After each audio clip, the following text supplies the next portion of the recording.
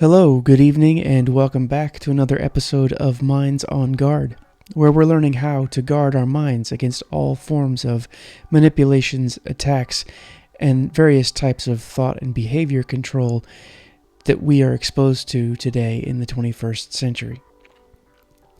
Tonight, we're going to continue our look at what I have been calling normative narcissism, as well as some of the ways in which this creeping acceptance of a particularly destructive personality disorder has the real potential to become a much larger problem than many seem to realize, particularly given the fact that social media and the things that shape and create our culture are designed in ways to keep people addicted to chasing more and more methods of gaining various kinds of narcissistic supply. Recall from last week that we discussed this in terms of the ways that narcissists use others to maintain their emotional equilibrium and leverage relationships in order to enhance their own views about themselves. It is this aspect of how and why people gain their narcissistic supply that will be needed in order for us to understand some of the more sinister aspects of narcissism and what it means when a person is locked in a deep-level pattern of this kind of behavior. For this video, I'm going to spend a good deal of time reading from what I view to be a very important book titled People of the Lie: The Hope for Healing Human Evil by Dr. M. Scott Peck. Now, I have been sharing some quotes from Dr. Peck in recent videos, and they have had a purpose beyond just a interesting quip or a helpful little phrase to sort of drive the points I'm trying to make home. In People of the Lie, Peck sets out to define and begin to build a foundational understanding of human evil such that it can be viewed, explained, and have concrete ideas developed about the concept from a scientific perspective and then treated medically. It is Peck's view that simply because evil is avoided within the psychoanalytic fields does not mean that it doesn't exist as a type of behavior in humans. We just haven't done the kinds of research or allowed the kinds of parameters around that research to be legitimate in the field of human psychology, and as such, evil as an explanation for certain behaviors has been deemed unscientific and therefore unacceptable. Now, I agree with Peck that we are mistaken to think this way. If we are going to think well about reality, we need to be able to speak clearly and accurately about the ways that people behave in it. To cut ourselves off from certain views and ways of explaining our world simply because they have roots in a religious or theological tradition is really silly and short-sighted, to say the least, and it denies the foundational source of truth, that being God, as its ultimate consequence. We have examined a bit as to why this is the case today in past videos. As we read through this writing from Peck, please keep an open mind about these concepts and constantly be checking yourself to see if they cause any sort of cognitive dissonance or feelings of uncomfortability. That may be an indicator of some fertile ground for growth. So let's dive in.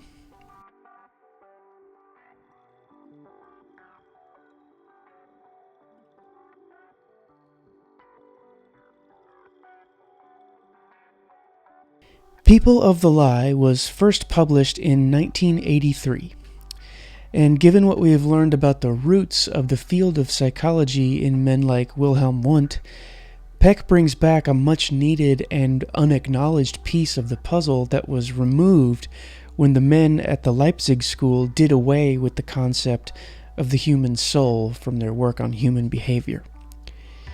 Peck's approach is born from a genuine desire to help people heal from the worst kinds of poor mental health. His body of work is reflective of this, and in People of the Lie, he really hits on some of the most fundamental blocks and issues that exist when it comes to understanding human behavior, at least the worst kinds of it. Regarding the hope of healing the truly mentally sick through therapy, Peck writes, "It is a sad state of affairs, but the fact of the matter is that the healthiest people, the most honest, whose patterns of thinking are least distorted, are the very ones easiest to treat with psychotherapy and most likely to benefit from it. Conversely, the sicker the patients, the more dishonest in their behavior and distorted in their thinking, the less able we are to help them with any degree of success. When they are very distorted and dishonest, it seems impossible. Among themselves, therapists will not infrequently refer to a patient's psychopathology as being overwhelming. We mean this literally.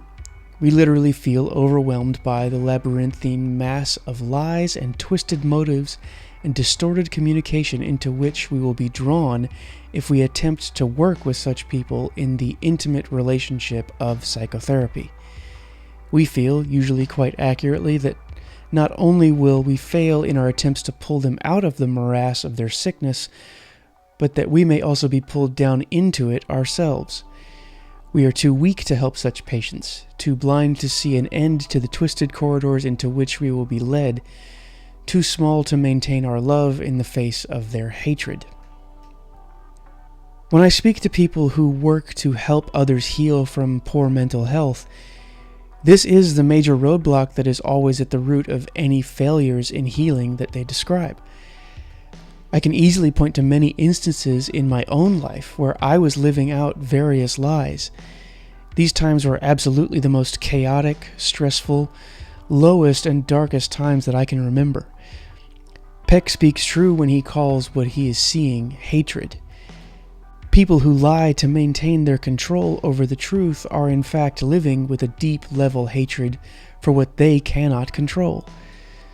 Love does not try to manipulate. Love does not control others. Love does not lie. This is a large motivating driver for this channel to build up our ability to be brutally honest so that we can see clearly and live with love for everyone and, crucially, the truth.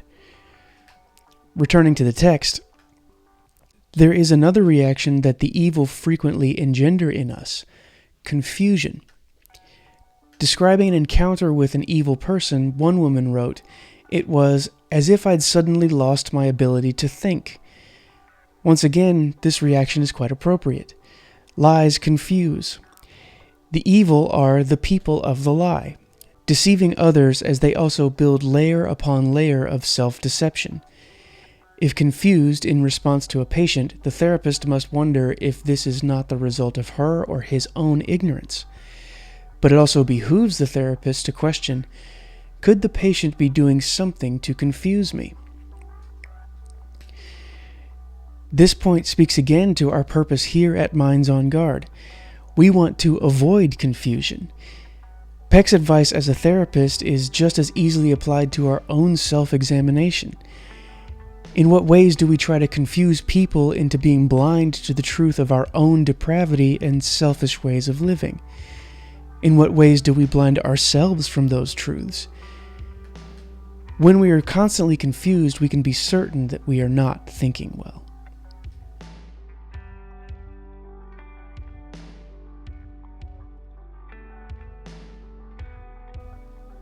Now, with respect to the use of the term evil, Peck makes a very important distinction that I want to highlight here.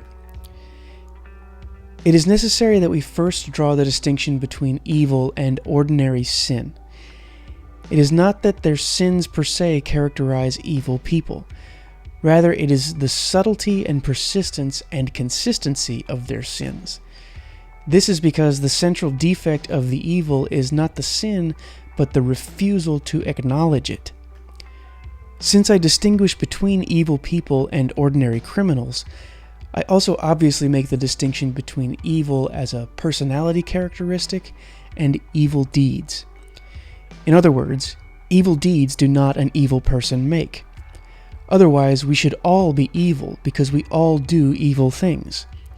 Sinning is most broadly defined as missing the mark. This means that we sin every time we fail to hit the bullseye. Sin is nothing more and nothing less than a failure to be continually perfect. Because it is impossible for us to be continually perfect, we are all sinners.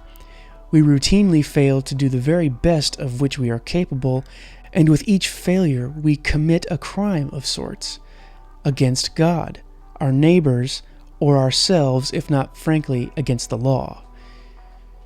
If evil people cannot be defined by the illegality of their deeds or the magnitude of their sins, then how are we to define them? The answer is by the consistency of their sins. While usually subtle, their destructiveness is remarkably consistent. This is because those who have crossed over the line are characterized by their absolute refusal to tolerate the sense of their own sinfulness. Blessed are the poor in spirit, Jesus began when the time came for him to address the multitudes. What did he mean by this opener? What is so great about feeling down on yourself, about having this sense of personal sin? If you ask that, it might help to remember the Pharisees. They were the fat cats of Jesus' day. They didn't feel poor in spirit. They felt they had it all together, that they were the ones who knew the score, who deserved to be the culture leaders in Jerusalem and Palestine. The poor in spirit do not commit evil. Evil is not committed by people who feel uncertain about their righteousness, who question their own motives, who worry about betraying themselves. The evil in this world is committed by the spiritual fat cats, by the Pharisees of our own day, the self-righteous who think they are without sin because they are unwilling to suffer the discomfort of significant self-examination. It is this unifying fact of the inescapable truth that we are all sinners in need of a Savior which should point us in the direction of seeking truth and health at all costs. Our lives depend on it. Our souls depend on it. Jesus is the answer and the only way out of the despair and hopelessness of sin. We can all start to heal by being honest about the fact that we need Him desperately.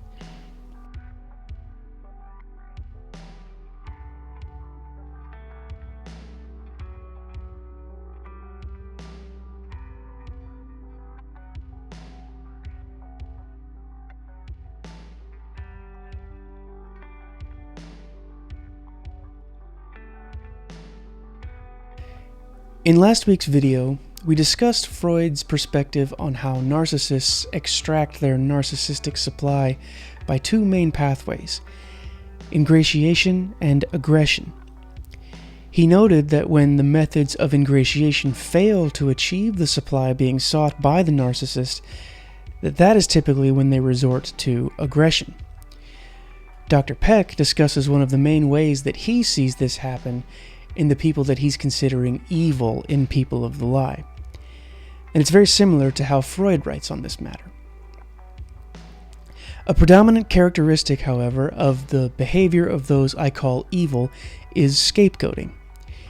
Because in their hearts they consider themselves above reproach, they must lash out at anyone who does reproach them. They sacrifice others to preserve their self-image of perfection. Scapegoating works through a mechanism psychiatrists call projection. Since the evil, deep down, feel themselves to be faultless, it is inevitable that when they are in conflict with the world, they will invariably perceive the conflict as the world's fault. Since they must deny their own badness, they must perceive others as bad. They project their own evil onto the world. They never think of themselves as evil.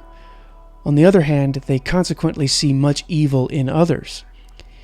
Evil, then, is most often committed in order to scapegoat, and the people I label evil are chronic scapegoaters. The truly subtle and insidious aspect of this scapegoating is that often the ones who are projecting have convinced themselves that what they see in others and the world around them appears evil, and they think that they are doing good by attacking it. This gets to that appeal to the self as ultimate authority issue that we discussed a few weeks ago. By appealing to their inner sense of what is right, People who scapegoat are really trying to protect their own self-image and how they feel that they need to be seen by the world. The words image, appearance, and outwardly are crucial to understanding the morality of the evil. While they seem to lack any motivation to be good, they intensely desire to appear good. Their goodness is all on the level of pretense. It is, in effect, a lie. This is why they are the people of the lie. Actually, the lie is designed not so much to deceive others as to deceive themselves. They cannot or will not tolerate the pain of self-reproach. The decorum with which they lead their lives is maintained as a mirror in which they can see themselves reflected righteously. Yet the self-deceit would be unnecessary if the evil had no sense of right and wrong. We lie only when we are attempting to cover up something that we know to be illicit. Some rudimentary form of conscience must precede the act of lying. There's no need to hide unless we first feel that something needs to be hidden. This self-deceit betrays something about those who scapegoat and behave in evil ways. That being, that deep down, they really know the truth of what they're doing. There's very likely an intensely complex web of defenses and blocks that anyone who falls into this has designed in the subconscious to keep them from seeing the truth. Yet, the fact remains that they are aware at some level, and they've made their choice. The problem is not a defect of conscience, but the effort to deny the conscience its due. We become evil by attempting to hide from ourselves. The wickedness of the evil is not committed directly, but indirectly as a part of this cover-up process.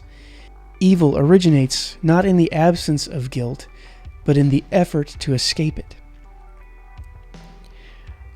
I really think that we need to let this be a lesson and a call towards authenticity and honesty in every area of our life. Taking ownership of our deep-level motivations and the things that drive the whys behind our behavior and choices is essential to gaining strength of mind and control over the more sinful parts of ourselves. Once we can do that, we can take these really dark and sinful things to the source of light and truth in Jesus and let Him heal us.